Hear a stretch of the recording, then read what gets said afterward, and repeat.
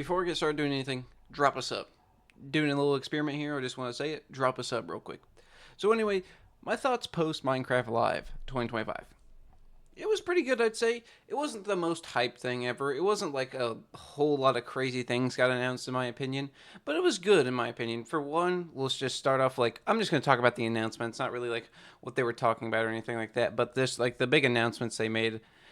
For one, I'm so sorry. The Copper Age. The Copper Age looks really hype, honestly. I'm really excited for that. Finally, Copper's going to get an actual use, and I have a lot of reasons to use it.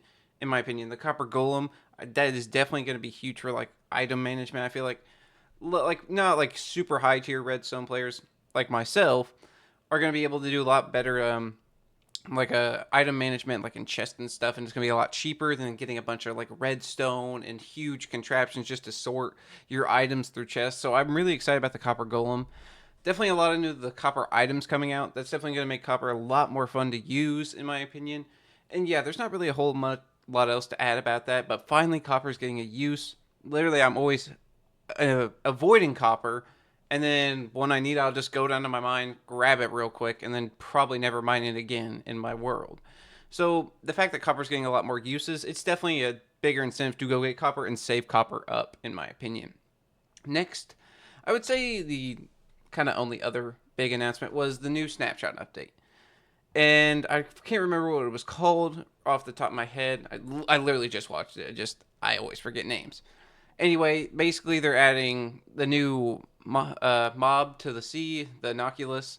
And it looks pretty hype. I'm not gonna lie. I'm not gonna say it's not hype at all because it definitely is gonna be definitely be a huge upgrade to the sea. It's gonna make traveling underwater so much better, faster, easier because you can add a saddle to it. You can tame it, and that's also another thing I wanted to add. Like they didn't really explain how you're gonna like keep it around.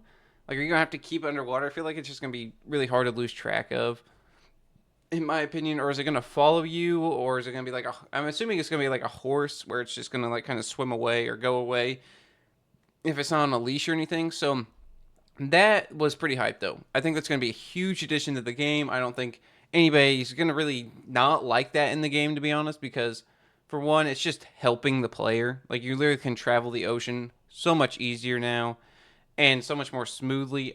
That's what it looks like. I guess it could just be a whole mess of an item, but I'm really, really, really excited for that.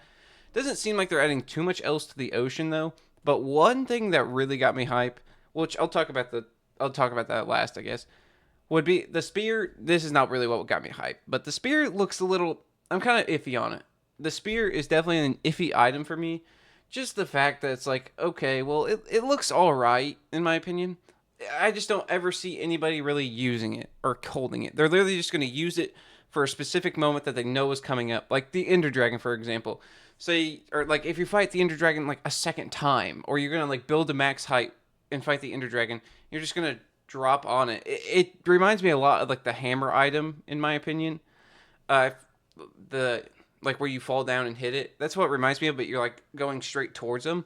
So yeah, at the same time, it doesn't really make sense to me because you're not really going to find a lot of uses for that unless like you're fighting again the Ender Dragon, but only for the second time, and you have an Elytra. Then you just switch to it and like hit it. That could do a lot more damage. But this item just doesn't seem very great to me. It also seems very limiting. Like you can't hold it for very long. You have to time up your attacks correctly.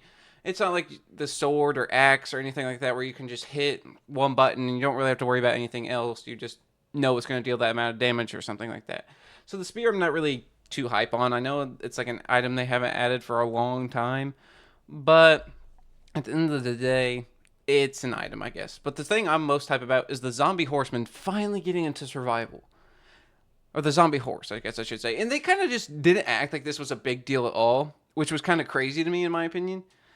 Because it was like, what? Like, this is a huge deal. This has literally been in the game since like Xbox 360 days.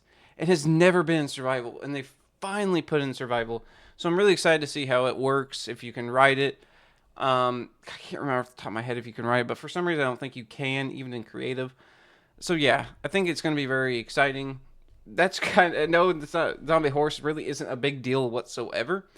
But yeah, and also I think it's kind of interesting that you can add armor to the Noculus. I thought that was kind of interesting, and also copper armor. That was also really interesting to me. I didn't know that was coming to the game, but I think that's gonna be a little weird. And copper tools as well. I'm excited to see how well they're balanced. That is what I'm actually really excited to see, because I feel like a lot of people, if let's say copper, I don't really know where it's at right now.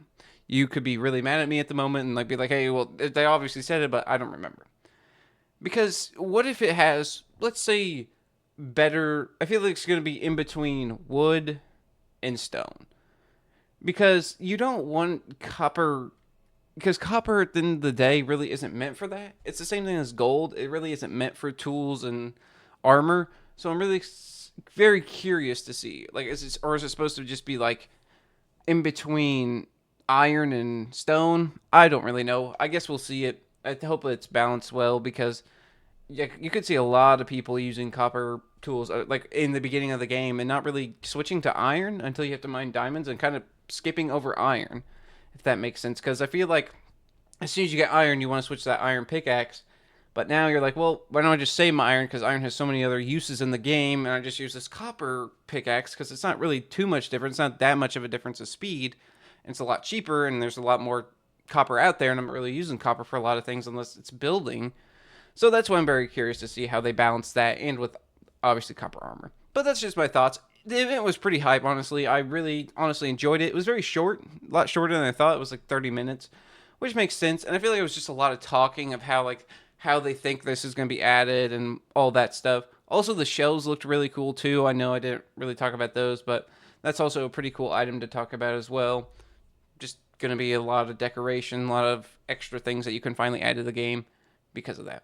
So yeah, that's really about it. I hope you guys enjoyed this video, and yeah, as always, have a great day.